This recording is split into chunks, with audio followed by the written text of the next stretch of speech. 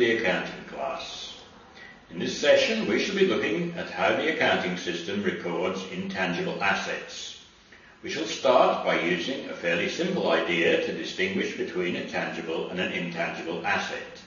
You can touch a tangible asset, but you cannot physically touch an intangible asset. So let us try and be a little more specific. A trademark is a form of intangible asset. We are familiar with trademarks as names, symbols, designs, and sometimes even a whole phrase. Some trademarks are known worldwide, such as Yahoo, provide internet search service and mailbox services, as well as sites for web space and video space. Well-known symbols include the Shell symbol for Shell Oil. The symbol used by Pepsi is easily recognized. Once a trademark is registered, the right to use that trademark continues for an indefinite period. When an individual or a company invents a new product or discovers a new process, they will assess its value and can take out a patent on the product or the process. Patents are rights granted by the government to protect those who invent or discover new processes. A patent on a design is not forever. An initial design patent is good for a period of 14 years. A finished product, such as a John Deere tractor, may make use of a number of different patents that have been acquired over time. Some patents, such as those for utilities, are good for a period of 20 years. Copyright is a right that is given to authors and composers. It has become more important since information can be spread so easily by means of the internet. The podcast you are now watching is protected by copyright. The length of time a copyright protects is much longer.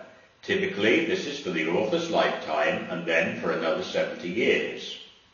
A copyright for a film will include a number of different features. The script, the music, and the film images are all subject to copyright. With a book, the copyright extends not just to the printed word, but also to any audio recording or use of images that might accompany the book.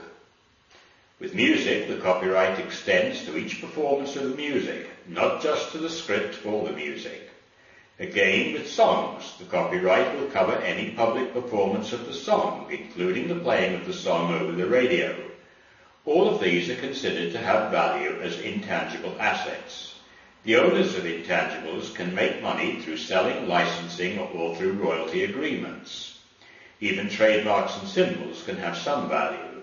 Trademarks, trade names, designs, and even internet domain names all have value. A typical example of a trade name with value is that for the shoe company Doc Martin. However unusual or experimental they may appear, product designs are usually protected. An important feature of a trademark is that it can be renewed, giving it an unlimited useful life.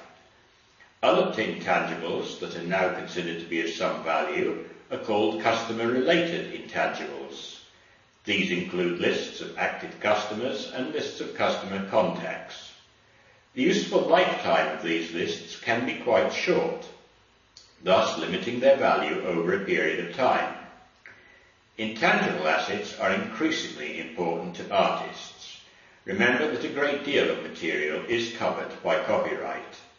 A painting is covered by copyright that includes the life of the artist plus the period of 70 years. A major problem for artistic copyright is that so much information can now be downloaded from the internet and easily copied. Another group of intangible assets include what are known as contract-based intangibles. These are agreements between businesses that may relate to franchises, drilling rights, broadcasting rights, construction rights, or just to royalties.